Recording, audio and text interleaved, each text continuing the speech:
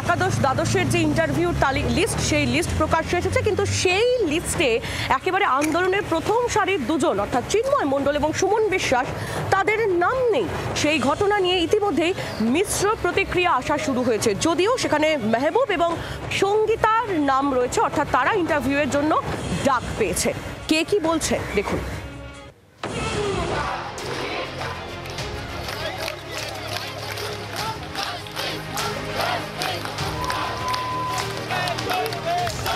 School service কমিশনের চাকরিহারাদের আন্দোলনের অন্যতম মুখ তিনি। বিক্ষোভ আন্দোলনের প্রথম সারিতে দেখা গিয়েছে তাকে।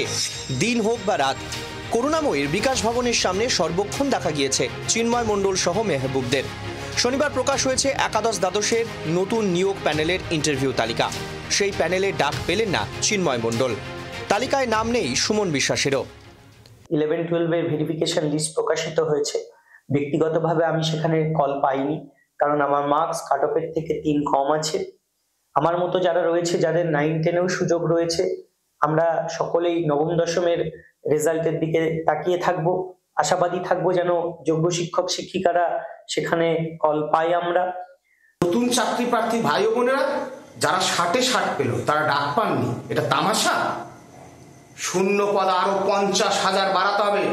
মাননীয় মুখ্যমন্ত্রী, আপনার উদ্দেশ্যে পরিষ্কারভাবে আমি জানাতে চাই, এসএসসি 2016 প্যানেলে একজনকে যদি আপনি বঞ্চিত করেন, আপনিও বঞ্চিত হবেন। ইন্টারভিউতে চিন্ময় সুমনরা ডাক না পেলেও ডাক পেয়েছেন মেহবুব মণ্ডল এবং সঙ্গীতা সাহা। যারা সামনের সারিতে দাঁড়িয়ে নেতৃত্ব দিয়েছি, শুধু আমাদের উপরে ব্যাপারটা মূল্যায়ন করলে তো হবে না। সবার প্রত্যেকটা নিরপরাধ শিক্ষক শিক্ষিকা যাতে কোনো না কোনোভাবে কর্মহীন না হয়ে যায়, কর্মসংস্থানের মধ্যে থাকে, সেই ব্যবস্থা আমরা সরকারের কাছে দাবি করছি। এত আন্দোলন, এত কিছু করেও যখন দেখতে পাচ্ছি কাছের মানুষগুলো তারা কাট অফ ক্লিয়ার করতে পারলো না, তাদের কি হবে? আমাদের তবু একটা চান্স থাকলো, জানি না ইন্টারভিউ আর ডেমনস্ট্রেশন দিয়ে পাবো কি না, কিন্তু যারা কাট অফটাই ক্লিয়ার করতে পারলো না, তাদের কি হবে? নতুন ইন্টারভিউ প্যানেলে ডাক পাননি অনেক নতুন পরীক্ষার্থীও। তা নিয়ে সন্দেহ প্রকাশ করেছেন বিরোধী দলনেতা। এবারের পরীক্ষায় মানে ইন্টারভিউতে ডাক হয়েছে, এখনো অ্যাপয়েন্টমেন্ট দেননি। অ্যাপয়েন্টমেন্ট দিতে পারবেন কিনা জানি না, কারণ এইটাতেও সম্পূর্ণ দুর্নীতি হয়েছে। ফ্রেশাররা আর যত সুযোগ পাননি। লিখিত পরীক্ষায় 60 নম্বর, শিক্ষকতার অভিজ্ঞতার 10 নম্বর, শিক্ষাগত যোগ্যতার 10 নম্বর, এই 3টি ফলাফলের ভিত্তিতেই ইন্টারভিউ তালিকা প্রকাশ করেছে এসএসসি।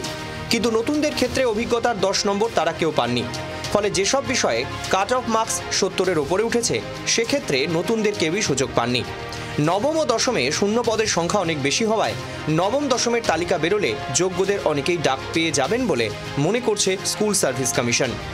শ্রেয়সী গঙ্গোপাধ্যায় ও নান্টু হাজরা রিপোর্ট, জি24 ঘন্টা। বাংলার আওয়াজ, বাঙালির আবেগ, জি24 ঘন্টা।